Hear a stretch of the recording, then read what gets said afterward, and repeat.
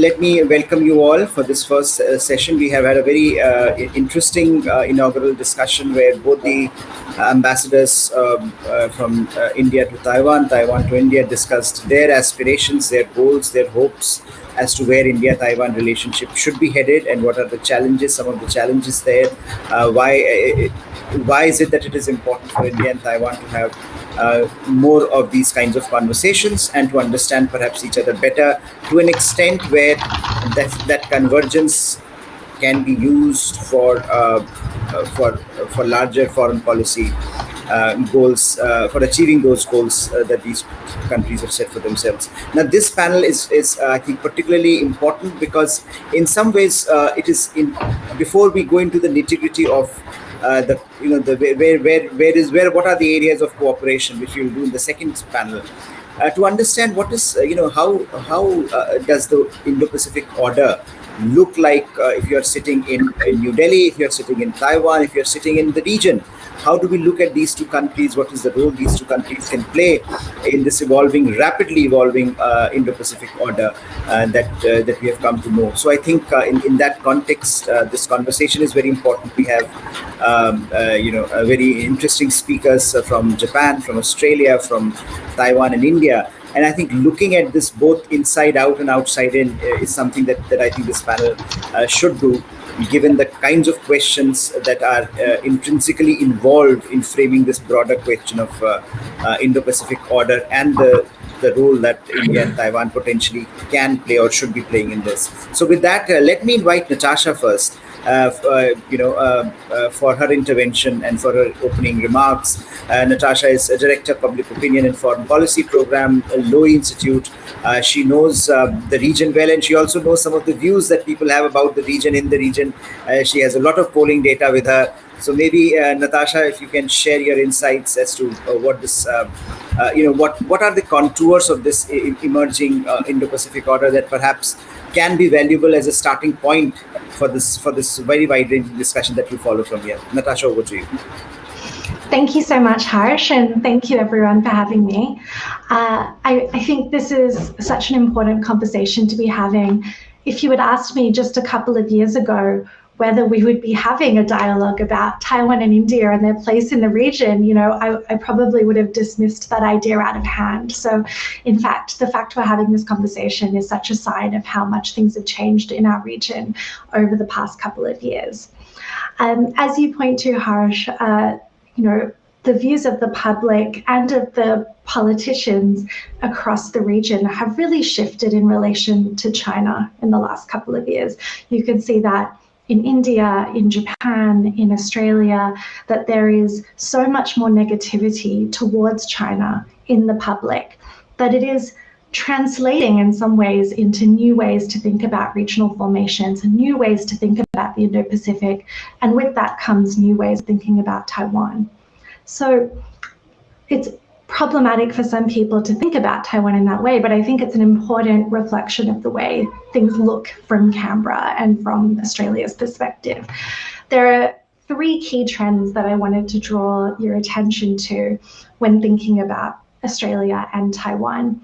The first is the historically low levels of awareness that we have of Taiwan in Australia and the way in which that has shifted in the past year. Partly because of Australia's relationship with China, partly because of Beijing's increasing pressure on Taiwan, and partly because of the COVID-19 pandemic and the way in which Taiwan has handled itself during that period. The second important trend that I think shapes the order from Australia's perspective is the way in which US-Taiwan relations are changing and becoming closer. And what's interesting as an Australian is to see the gap between Australia's Taiwan policy and US-Taiwan policy. We don't see that many gaps between Beijing and Washington, so I think that's a really important trend to think about moving forward. And the third key trend, I think, is the way in which regional support for Taiwan is shifting and Australia's role in that. So I'll talk about those briefly and then really looking forward to the discussion. The first point is about that low level of awareness in Australia of Taiwan. And traditional focus, I would say, of Australian foreign policy has been towards China and the US. You could argue Taiwan's traditional focus has also been about China and the US. And so the visibility that we now see in of Australia, and the visibility of Taiwan in Australia, I think is a really significant shift. Insofar as Taiwan has existed in the Australian mindset for the past decade, it's been as a risk, as a threat, as a potential flashpoint, as a problem to be resolved in terms of Australia's very close relationship with China. So even though on the Australian side there is warmth towards Taiwan, the relationship has been positive and friendly, the way in which Australian policymakers and Australian business have been so focused on China over the last decade or slightly longer has really tended to marginalize Taiwan. Now, what that has led to is kind of overt and very public limiting of relations with Taiwan, and also self-censorship, businesses and politicians and governments deciding themselves to not pursue options with Taiwan. So the clearest example is in the early 2010s, there was a proposal for an Australia-Taiwan free trade agreement. And it's now publicly known that Beijing essentially told Australia not to pursue that, and Australia decided not to. So that's like a very clear example of where Beijing has interfered in the development of Australia-Taiwan relations. But there are numerous examples of where Australia has made decisions for itself without actually being told what to do by China. You know, you can see Australia leaving Taiwan out of meetings, or Australian businesses or universities not pursuing opportunities with Taiwan for fear that the sensitivities would interfere in the relationship with China. Now, this all begins to change in the last couple of years because Australia's China relationship has soured so significantly, and in a way that I'm sure everybody is quite aware of. But with that negativity in the relationship, with the way both the public and policymakers feel towards Beijing, it has opened opportunities in the Taiwan relationship in the context of market diversification, in the context of international cooperation, in responding to Beijing's belligerence. But this is an important point. I would argue that Australia's policy settings have not really changed very much in terms of the Taiwan policy. Perhaps now we see Australia being a little more public about the way it feels towards Taiwan. We see, for example, it's been a long-standing policy in Australia that Taiwan should be included in the World Health Assembly, but now we see Australia publicising that support, talking about that support more publicly, talking about the trade relationship with Taiwan more publicly. But there's still, coming from that low base of awareness, I think an issue where Australia and Taiwan probably both lack awareness of each other and still don't have necessarily that capability to be able to grow the relationship. So that's the first key trend. The second is that, as I said, there is a gap between Australia's Taiwan policy and US Taiwan policy. So until relatively recently, I think you would have argued that Canberra and Washington are kind of in step on most issues. But what we're seeing, since around 2016, when the United States has been passing more legislation in support of Taiwan, selling more arms to Taiwan, having far more high-level visits to Taiwan, Australia has not followed. There is increasingly a gap between those policies.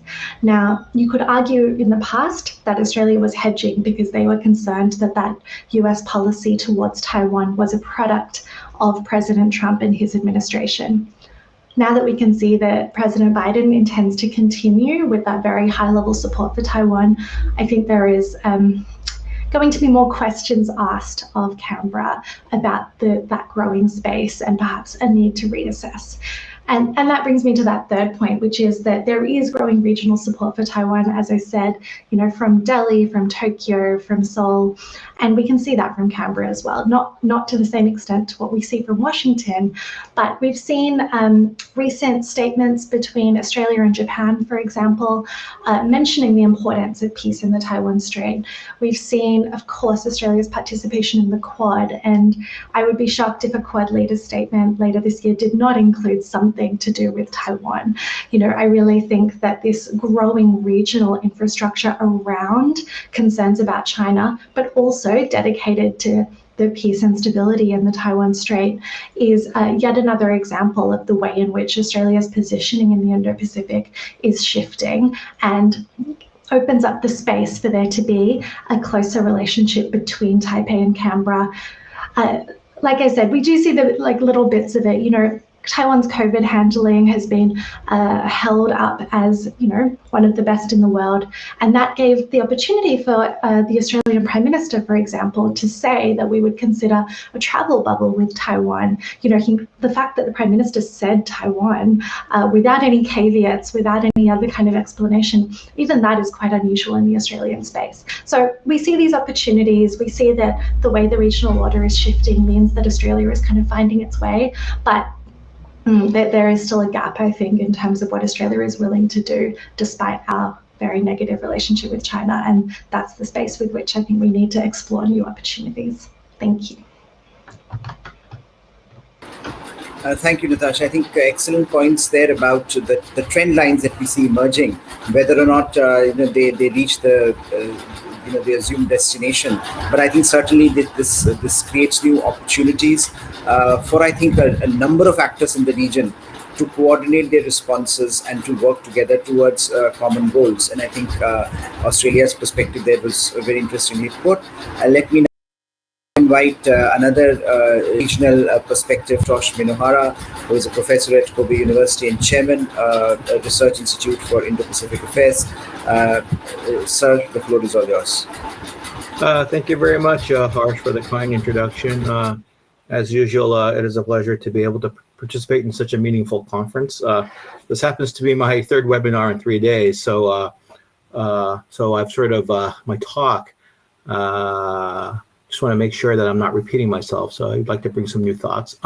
Just want to begin by saying prior to COVID, I was a frequent visitor of both India and Taiwan, and it's just unfortunate that travel restrictions really makes it really difficult to be physically present and to be able to interact. I used to always enjoy the creating the new people-to-people relations, which is really hard to do in this webinar format, but we have to make do with what we have.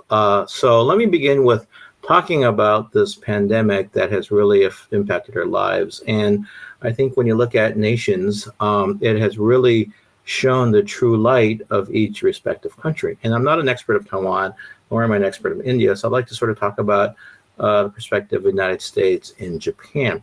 But I think China's authoritarianism and the fact that it does not share values with us became very, very clear in this pandemic. And it remains to be seen once this pandemic is behind us that if the United States establishes a commission, if it will be able to really trace what happened in Wuhan. And this could, I think this is a variable that we need to keep in mind, in that this could really impact U.S. relation with China when it becomes clear that this virus originated in Wuhan through some mechanism. And also, I believe this pandemic has really shown light on America's political division. I mean, there's a really lively debate over mask mandates, and I think it's really splitting the nation in two. When you look at the amount of vaccinations, there's this clear divide between red states and blue states. And as you all know, a divided nation is not a strong nation, and I think this is really will impact an American ability to counter China unless something drastic happens, which will bring the nation back together. And also, this pandemic has highlighted Japan's flat-footedness. Japan is always very slow to react, and as a consequence, it is, I think, suffering tremendously at the present moment. Now, the pandemic, in my mind, has given the ordinary Chinese more confidence and perhaps a sense of superiority in their own system.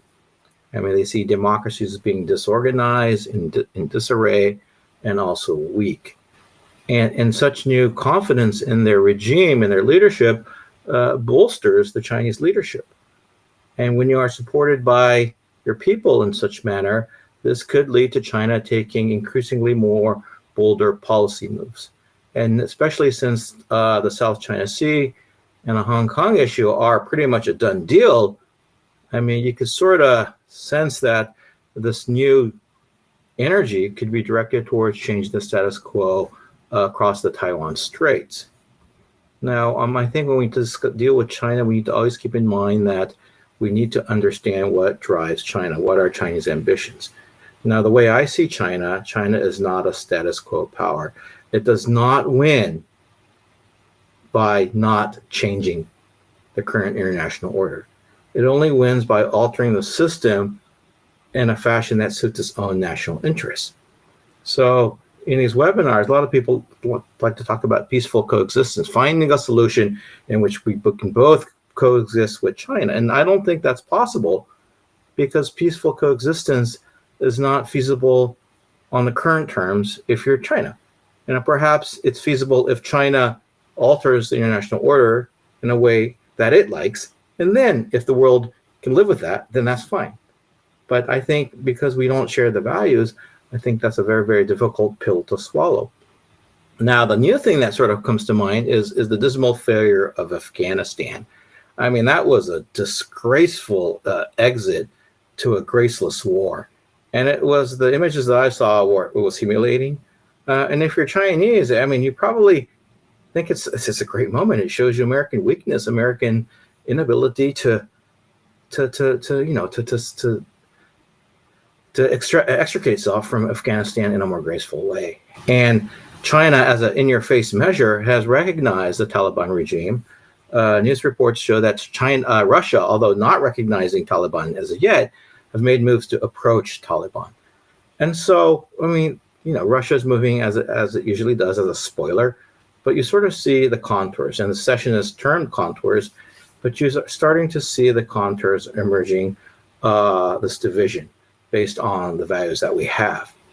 What I think will become more clear, probably more so next year, and perhaps even more so the year after, is this formation of new alliances that are forming. And one grouping, of course, is the China, Russia, Iran, which in my mind is the 21st century tripartite pact. These are the countries that are unhappy with the present order led by the United States. This Pax Americana, in their view, needs to change. And therefore, these will be the forces sort of trying to revise the status quo. So with that in mind, let's look a little bit more into Biden. Now, Biden is, is good in the sense that he's a lot more predictable than Trump was. Is a much more ordinary leader, and I mean ordinary in a positive term. And his policy towards China essentially remained the same. At the same time, I'd like to bring attention to the fact that those who advise Biden, and Biden himself, were once those who were proponents of working closer with China. And so they've had this volte-face, and one reason is because of course, Chinese actions and also American public opinion. So these aren't die-hard China hawks. And when you look at Biden's, and Biden, of course, is bolstering relations with the allies. But at the same time, when you look at really closely, what Biden is pursuing is American self-interest, especially American economic interest. So his policy of Buy American, this infrastructure bill is really about domestic concerns. And this is understandable because you have midterm elections coming up next year and whatnot, but it's not really about taking China head on. And I think, and this is a problem, and that's because, for example, the Midwest is dependent on exporting its grain to China. And so you got agricultural interests. So, I mean, it's a game of where you sort of want to counter Chinese moves, but at the same time, you need to deal with China. And so this is what makes America look a little bit ambivalent when it comes to its approach to China. It's like a mixed bag. I believe that perhaps the next president, the next administration, won't have a choice and will have to deal with China head on. So we're in this sort of like lull in which perhaps it's breathing space. It allows nations to hedge. But when America stamps its foot down and says, okay, these are the lines, these are those terms, you're either with us or you aren't, then I think a lot of countries, Australia, Japan, of course, will fall in line. So in a way, it's after this COVID is I guess when the real international situation becomes a lot more fluid and the changes will be a lot more dramatic. We like to talk about Quad, which Australia and India are members as well. I would not put so much faith into Quad as it now exists. It can be defined in any way in which any member wants to see it. It's a far cry from the pre-war ABCD encirclement. When Japan was the bad boy on the block, there's a lot more policy that inflicted economic pain. And that's the thing that I'd like to bring your attention to.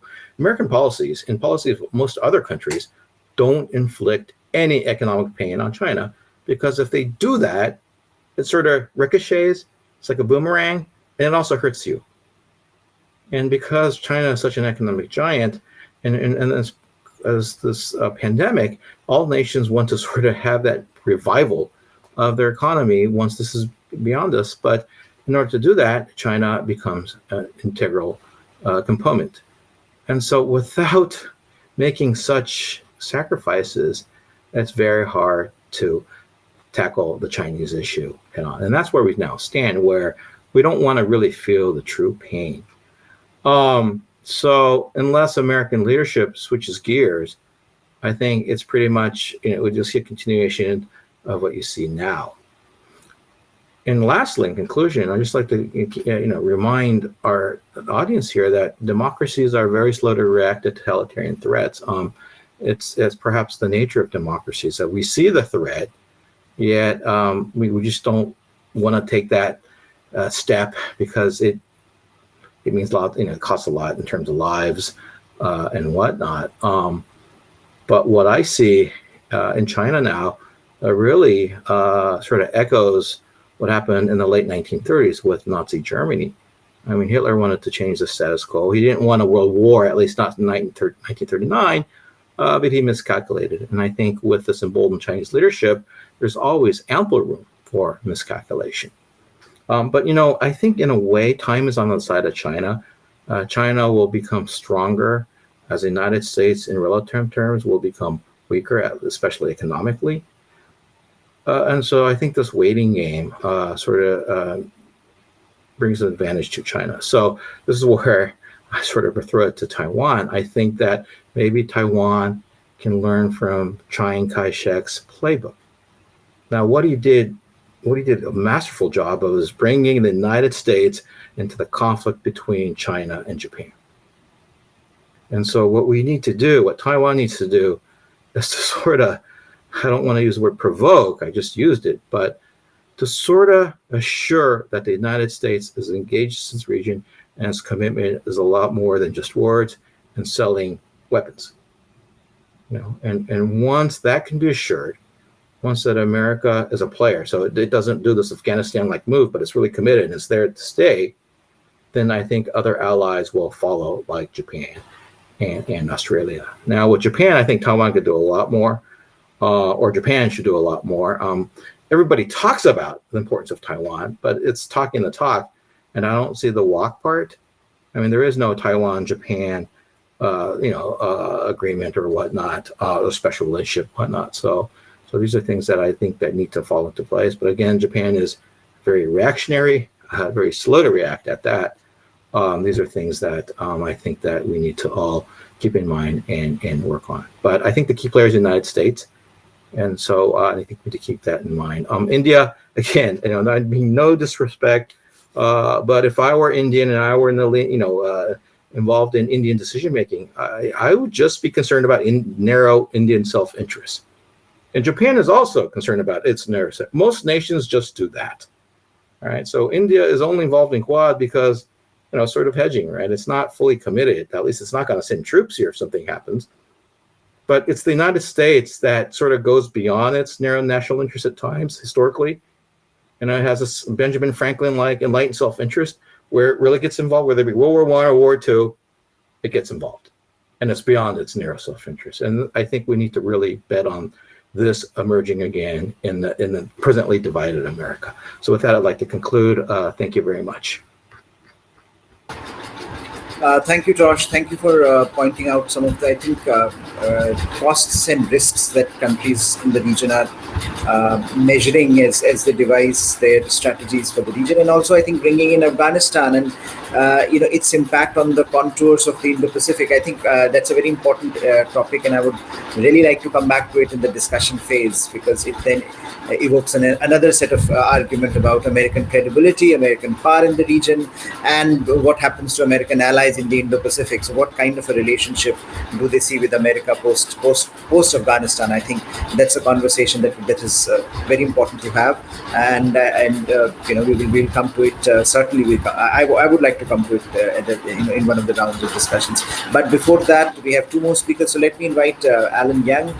Alan, of course, is, as we know, Executive Director at Taiwan Asia Exchange Foundation, and also Distinguished Professor at the Institute of International Relations at National Cheng Chi University. So, Alan, the floor is all yours. Thank you, Director and Professor Pan. And also, I have been enlightened by the previous two speakers' insight and also the conversation, especially your remark regarding Taiwan.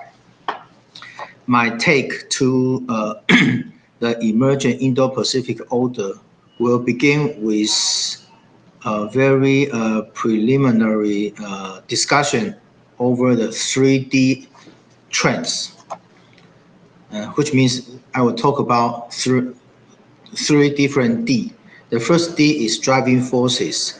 The second D will be dynamics of the Indo-Pacific. The third D will be the development of the accommodation responses and policy. Our previous speakers talk about the recent U.S.-China relation. And I will say that it is true that the driving forces for the emerging Indo-Pacific order is largely shaped by the ups and downs of the U.S.-China relation, especially the recent progress and critical juncture of the U.S.-China competition, and largely influenced by the former Trump administration and also a new turn of the Biden administration. With Biden's more multilateral engagement and also its regional policy to approach the Indo-Pacific country and regions, we find that it will be more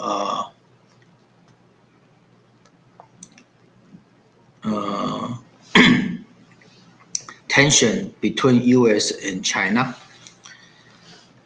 And as this region, and as well as its regional order, has been shaped and reshaped by the U.S.-China tension, and it will be also important to highlight how the regional stakeholder echo to this specific competition. And the regional dynamics regarding Taiwan is quite interesting and not happening before, especially the internationalization of Taiwan issue in some multilateral channel.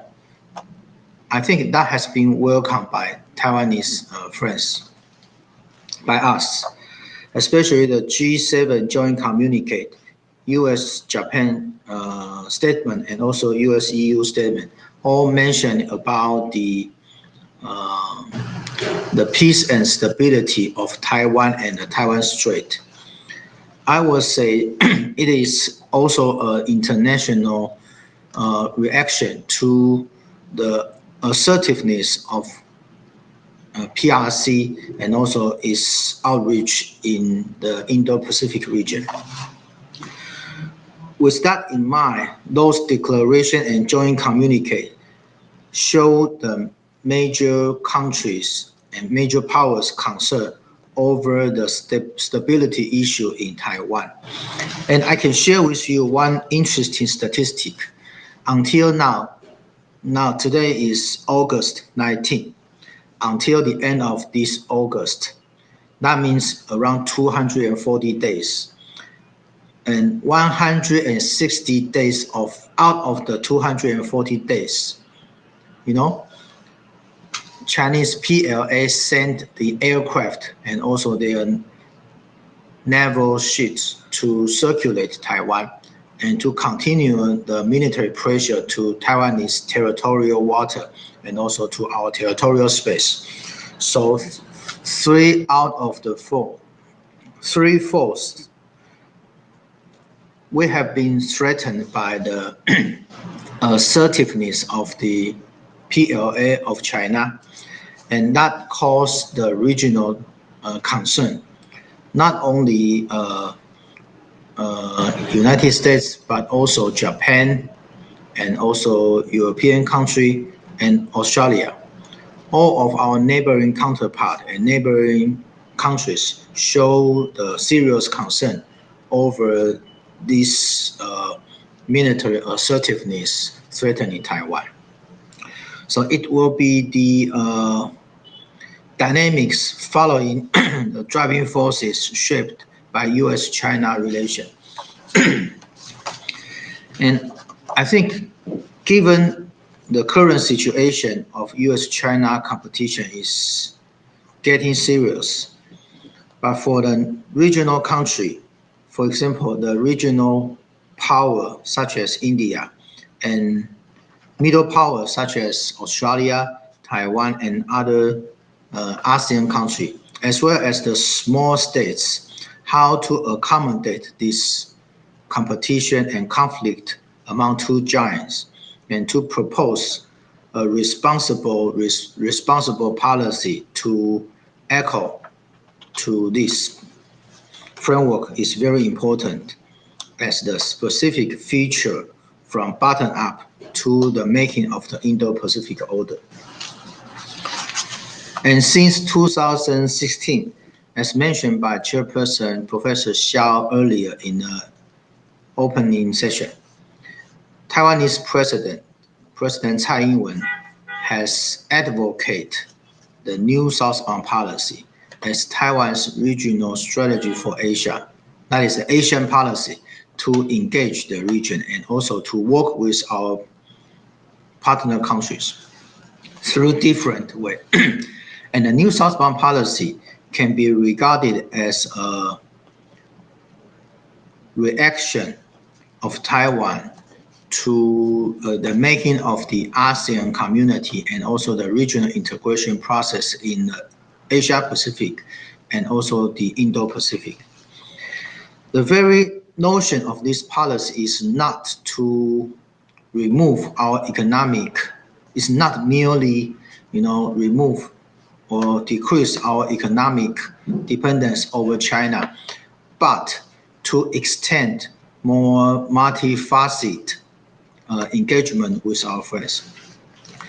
Before late 2019, as the COVID-19 pandemic spread out in Asia, the new southbound policy has facilitated Taiwan's engagement with regional counterparts through economic connection, public health and medical collaboration, talent training and educational program, as well as the people-to-people contact, which has been highlighted by the making of the ASEAN community. And I will suggest that this is an official statement of Taiwan's leadership to activate a more people-oriented and people-centered development policy, partner with our friends in Southeast Asia and South Asia. And of course, India is one of the most important focus partner in South Asia and also in the Indo-Pacific region. And after the pandemic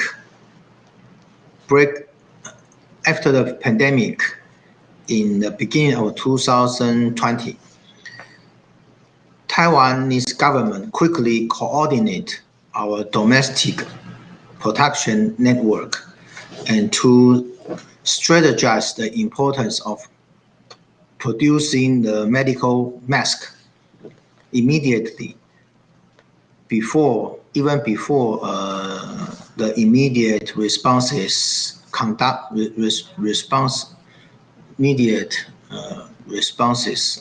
policy conducted.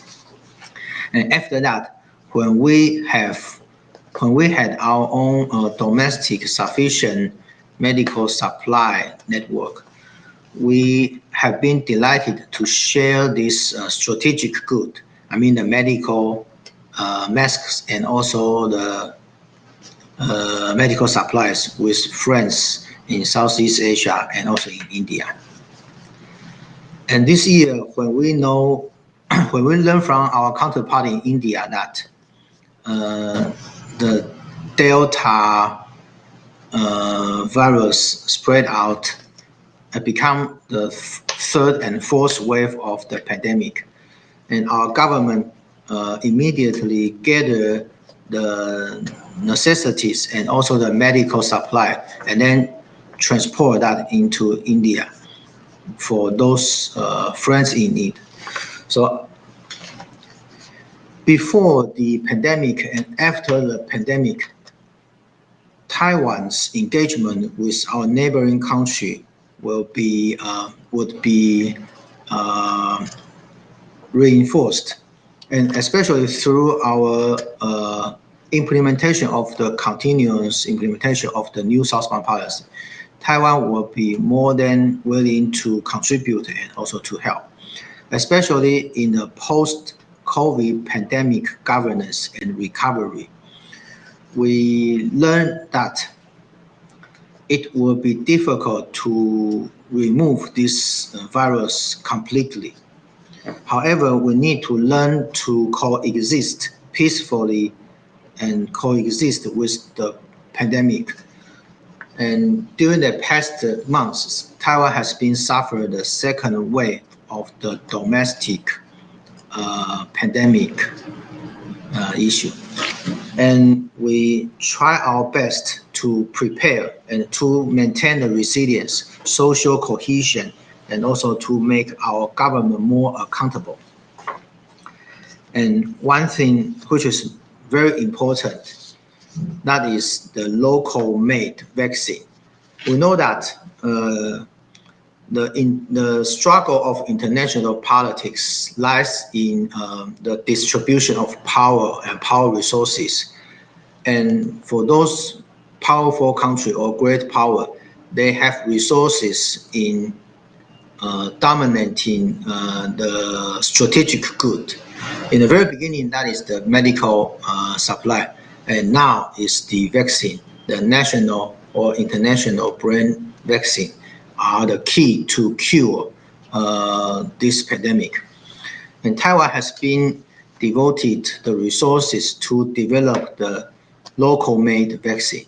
And I think in a post-pandemic recovery process, Taiwanese vaccine would be another important alternative for our friends in the region to share and also to partner with our domestic research and design company. I would like to conclude my remark. The first thing that I would like to share is we know that from the perspective of geopolitics, the U.S.-China relation is still in tension, and that will shape the emerging direction of the Indo-Pacific order. And from the perspective of middle power and small states, to be resilient and to be responsible is very important. So, as Taiwan's President Tsai Ing-wen enjoyed her second term, she committed to promote and implement the new southbound policy. For now, it's almost the 5 year to the 6 year, and we continue to devote ourselves through this new southbound policy to approach and partner with our neighboring country, and to be resilient and also to be responsible. And I do look forward to more bilateral collaboration and also the multilateral engagement between Taiwan and neighboring country in the post-pandemic recovery. Not only the economic recovery, but also the social and social-cultural accommodation and adaptation. Thank you. With that, I would like to say thank you. Thank you, Alan, and thank you for pointing out, I think, this very interesting dynamic of pre and post pandemic and how that is shaping some of the understandings among countries and about countries in the region. And hopefully we can come to it a bit in the last segment. But let me now invite Sana Hashmi for her comments. She's a visiting fellow at the moment at Taiwan Asia Exchange Foundation, and of course one of India's very important thinkers on Taiwan in the region. And also I would like to point out that without her, this conference would not have been possible. So Sana, thank you for all you have done for this, and floor is all yours. Thank you so much, Professor Pant. And I would also like to express my gratitude to the ORF and you for this collaborative event. So I'm very thankful for that. So I'm going to speak on India's Indo-Pacific policy and how Taiwan could be incorporated in India's Indo-Pacific policy, or rather how India could facilitate Taiwan's partnership in the Indo-Pacific region. I believe that if developments last year were any indication, a change or a rather proactive Indian policy is in place for Taiwan. And therefore, it makes it important for us academicians to read the signs and decode India's reoriented policy towards Taiwan. So unlike other countries, India has not really issued any document or policy vision for its Indo-Pacific policy. But Prime Minister Modi and External Affairs Minister Dr. Jaishankar have on several occasions illustrated where is India's Indo-Pacific policy headed towards. So to give you an example, it was in 2017 and 18 that the Indian leaders and officials begin to use the Indo-Pacific term in the official discourse. In fact, in 2018, during his keynote address at Shangri-La Dialogue, Modi, for the first time, he elucidated India's Indo-Pacific policy, and there were several takeaways from that speech that helps us to understand India's Indo-Pacific policy. And in my opinion, most of what he said in 2018 at Shangri-La Dialogue, it's actually driving India's policy and approach today. So the first element is that India's Indo-Pacific policy is inclusive, free, open, and transparent. And this has been the policy and the statement which has been reiterated by officials and even ministers. So if we take the developments in the past few years into consideration, it's clear that India is not leaving any friend, partner, or like-minded country behind while endorsing the idea of the Indo-Pacific. While India has become much more committed towards institutionalizing the Quad now, it is also trying to include smaller countries in South and Southeast Asia in its wider framework. Of course, the Act East policy is already synchronized with its wider Indo-Pacific approach that also serves its larger objectives. But India is also taking several steps and initiatives to include other regional countries through a number of trilateral and minilateral dialogues, such as India, Australia, Indonesia, then India, France, Australia. And then Colombo Security Conclave is also there to engage the countries in the neighborhood and beyond. And there have been several other initiatives that have been taken by India. Then second is the ASEAN centrality is at the core of the Indo-Pacific. Not just India's, but several other like-minded countries too have talked about the ASEAN centrality in their policies. But India was the first country to place the ASEAN at the core of the Indo-Pacific policy. And not just the Indo-Pacific, India has been taking a lead on several other issues as well in the region.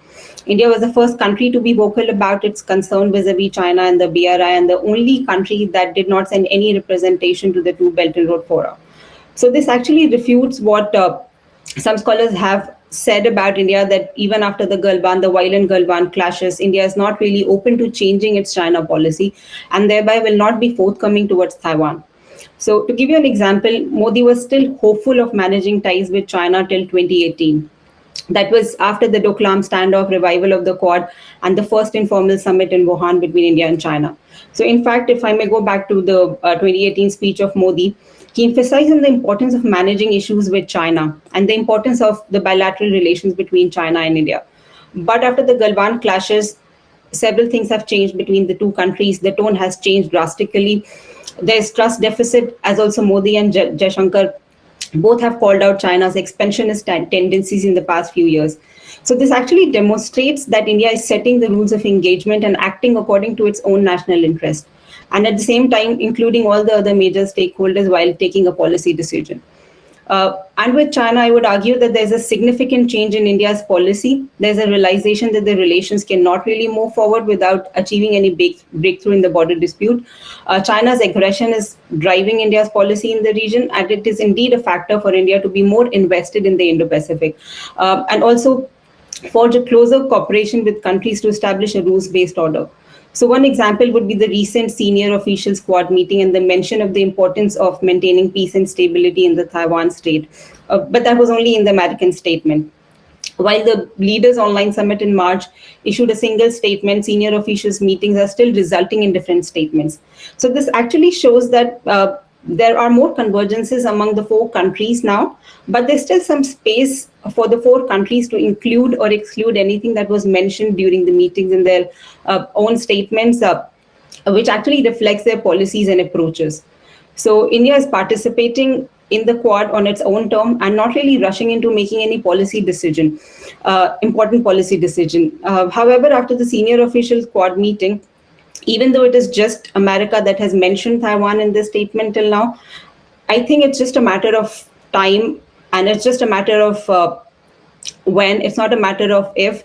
So I think it's maybe by the next few meetings, we'd be seeing all the four countries mentioning Taiwan. I know it's a far-fetched conclusion, but I think there's a possibility of this happening. So now, coming to the question of why India needs to be more forthcoming towards Taiwan and facilitate Taiwan's participation in the Indo-Pacific. First, as Professor Shah also mentioned in his introductory remarks today, that both India and Taiwan are like-minded countries. They have shared values and concerns, and their Indo-Pacific policies are inclusive, transparent, and both advocate for a rules-based order. So the idea of the Indo-Pacific is that it is open to any country that is willing to contribute towards ensuring the stability and regional order in Asia. So I think it's mutually beneficial for both India and Taiwan to cooperate in the Indo-Pacific region.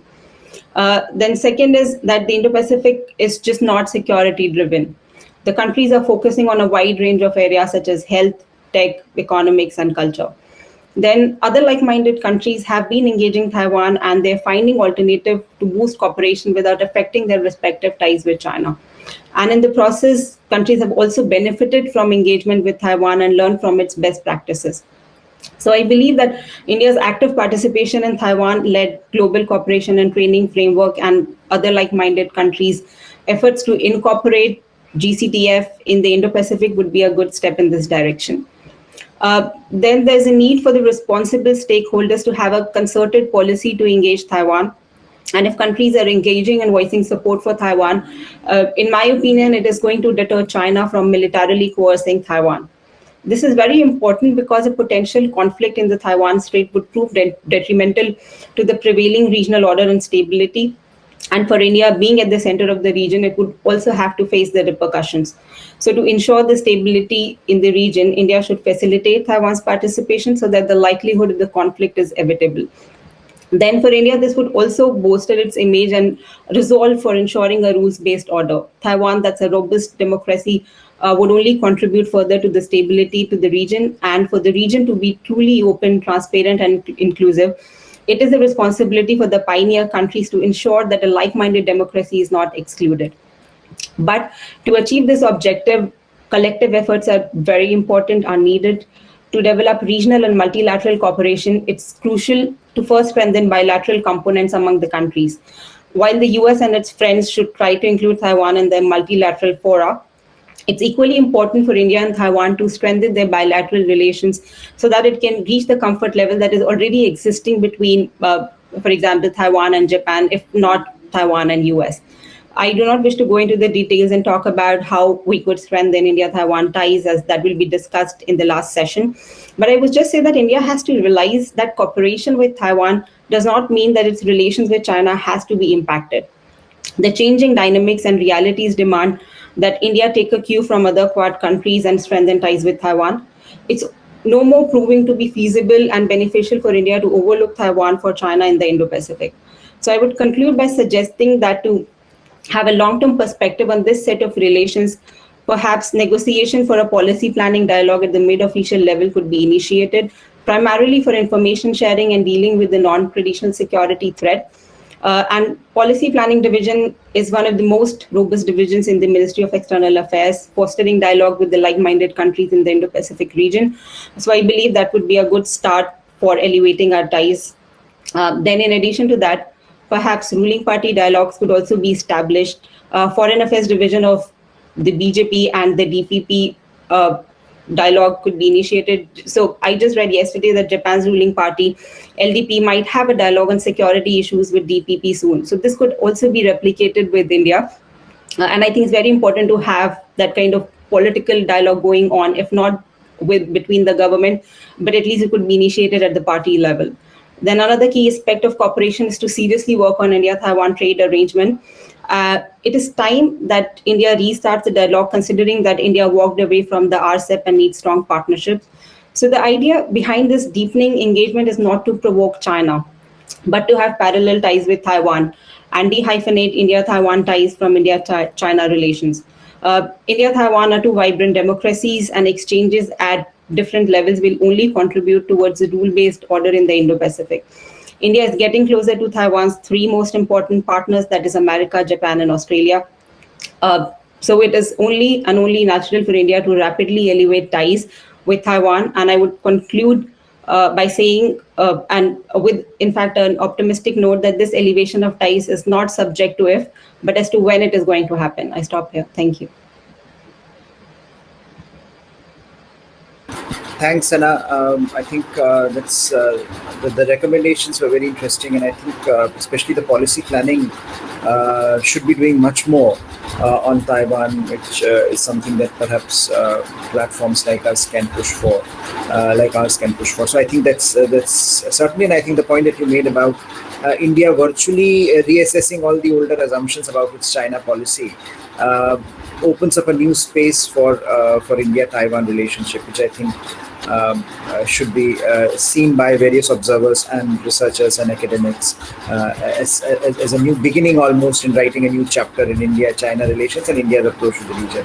So, but let me, we have limited time. I would like to have one round of engagements from you all.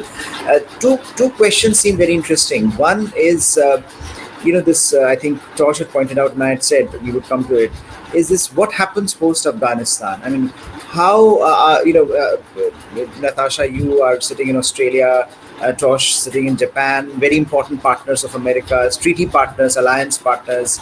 Alan looking at Taiwan, from Taiwan, certainly we have, his presentation talked about the centrality of America, but also others pointed out how central America is to Taiwan's strategic mapping.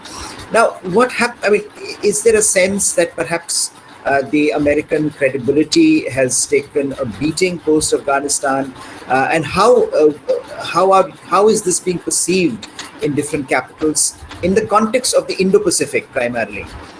Because that is something that that will have a bearing on the emerging contours of the Indo-Pacific. Are we looking at a weakening of the idea, or can we possibly just shrug it off and say, well, it is in one part of the world, it was an unimportant war for America. Now perhaps they will be focusing more on Indo-Pacific and China, and that's good news.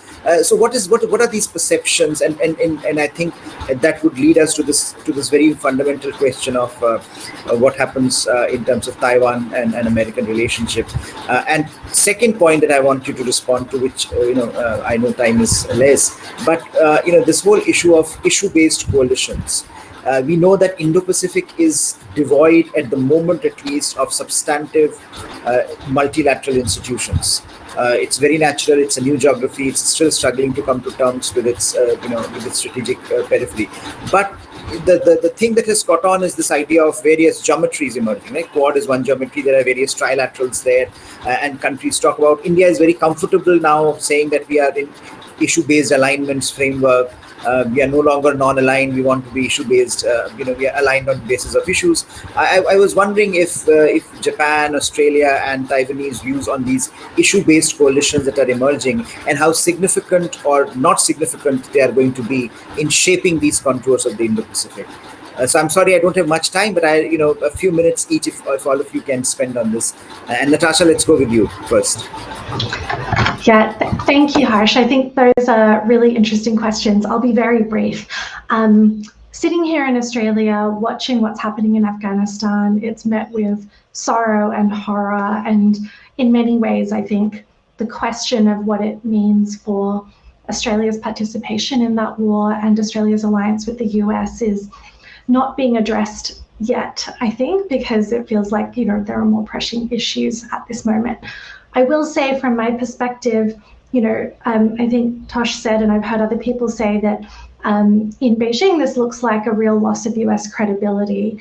And I think, as you alluded to, Harsh, it could very easily be the opposite. It could very easily be seen as the United States reprioritizing on our region, and that being more of a concern to Beijing rather than less. And that is, I think, more of a prevailing view here in Australia, that the United States is, pulling out of other commitments in order to be focused on the threat in our region here, and to be more focused on China. I will say that I think the analogies between Taiwan and Afghanistan are really problematic. The US commitment to Taiwan is so much deeper and longer. It's supporting a democratic government. It's, clearly in the interests of US partners and allies. And I mean, it has to be said that it is very much backing a functional state against an external threat when it comes to Taiwan, which is not the case with Afghanistan, right? It was very much coming from within and not functioning. So I think the comparisons have issues in of themselves.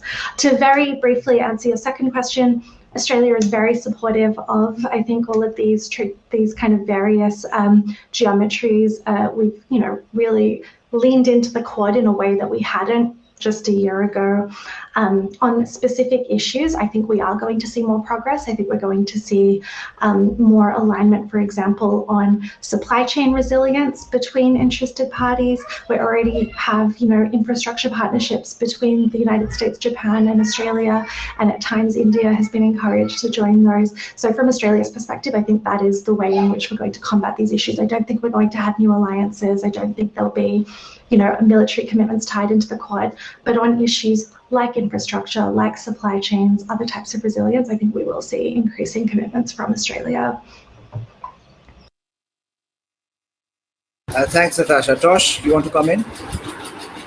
Yeah, sure.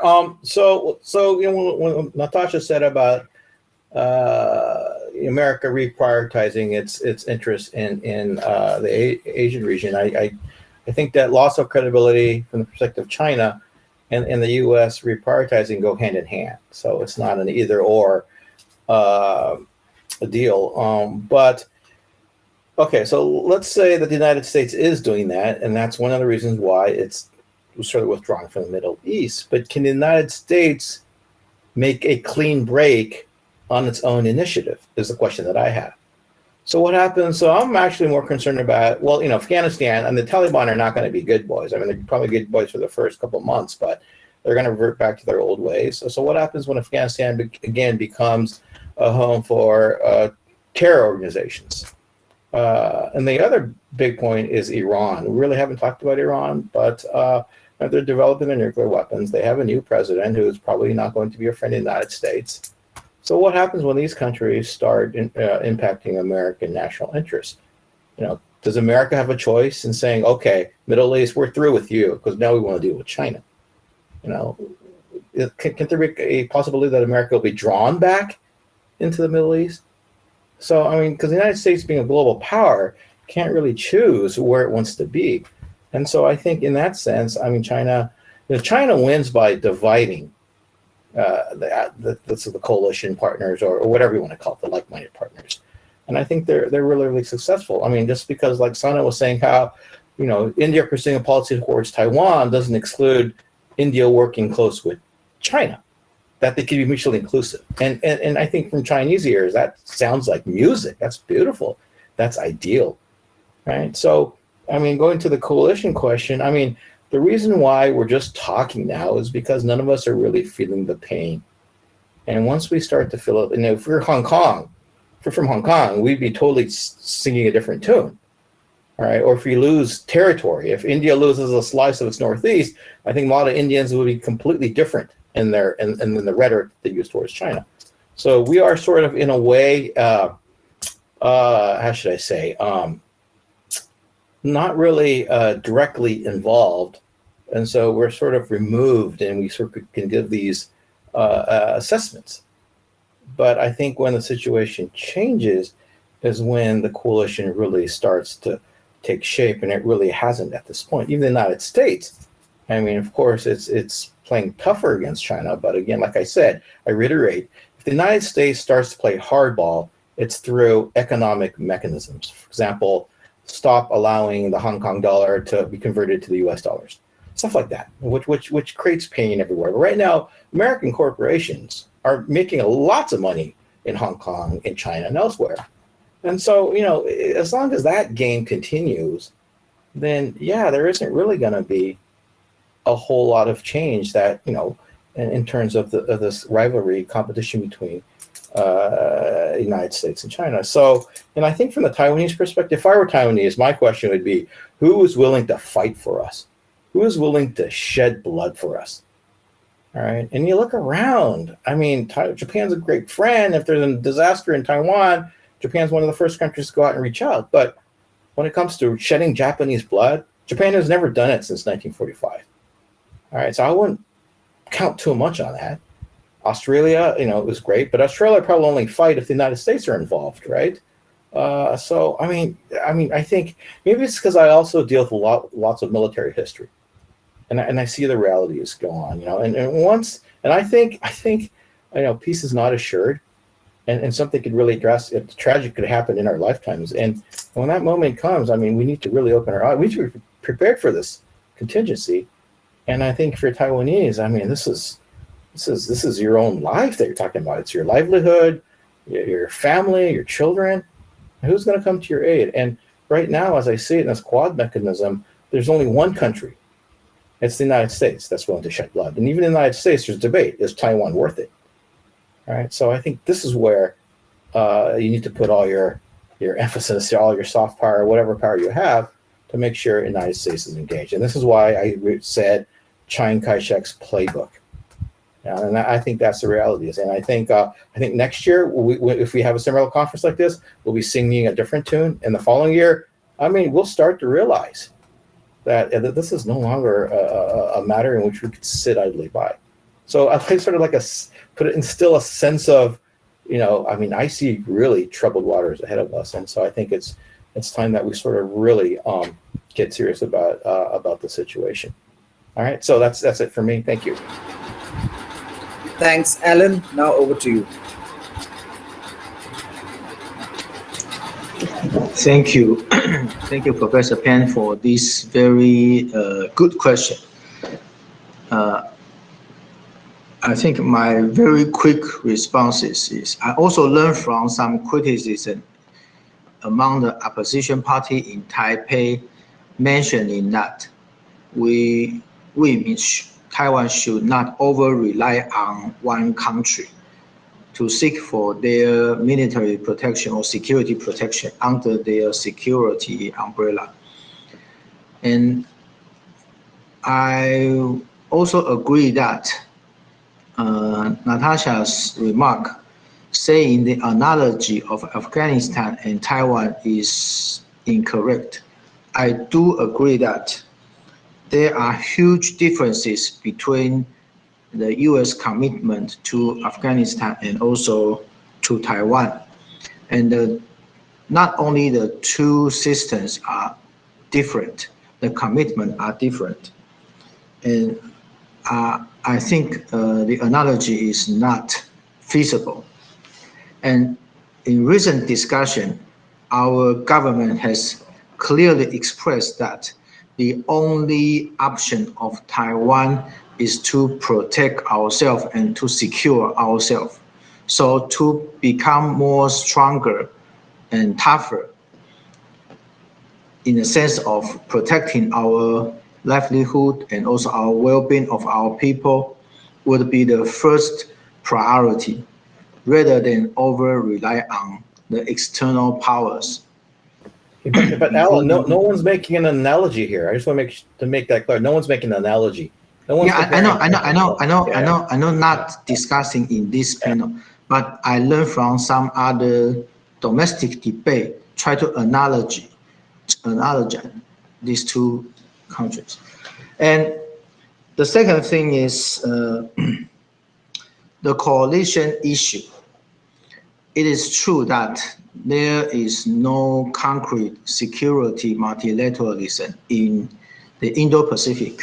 And we have witnessed the progress of the Quad dialogue, but it's only a dialogue. It's not institutionalized. And even Taiwan is not a part of this process. Although we, from different think tanks, we try our best to engage and to exchange our insight and our opinion with neighboring counterpart. It is important, especially during the Biden administration, as he promoted the progress of the internationalism and also the multilateral process. It should be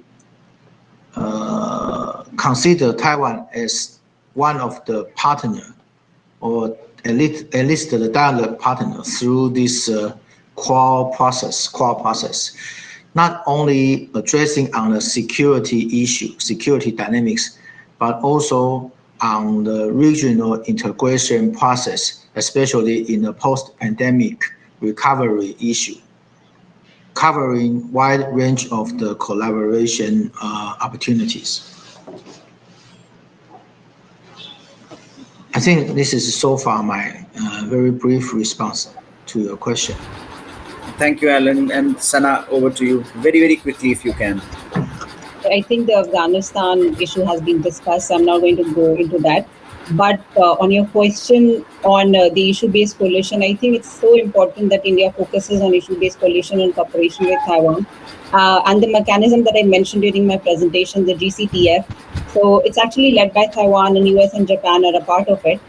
So the representative offices take part in the meetings, and recently what we have seen that Australia is also very keen and UK is also taking part, but they're taking part on the basis of issues. So I've been advocating for ITF participation, the India's representative office in Taiwan in the GCTF. So I think that would be a good start, and we could start from that and see how we could take this cooperation on the basis of issues take forward. Thank you. Thank you, Sana. I think this was a fascinating conversation. I think among friends, also looking at how things look different. Even when we assume that Indo-Pacific, we are all on the same page, there are divergences here which are quite interesting to observe. But I think those divergences perhaps are important to acknowledge, to be acknowledged, and to move forward with a plan of action. Especially, I think when it comes to Taiwan, which all, I think, whether you are in India, in Delhi, Canberra, or in Tokyo, there is a genuine appreciation for what Taiwan has done, what Taiwan has achieved. The question is what I think countries like India, Japan, Australia can do to help support Taiwan, perhaps at a time when the regional order is struggling, along various dimensions. But thank you all for joining today, and Natasha, Kobe, Tosh, Sana and Alan joining from different parts of the world and making this first part of this discussion very, very fruitful. Thank you so much.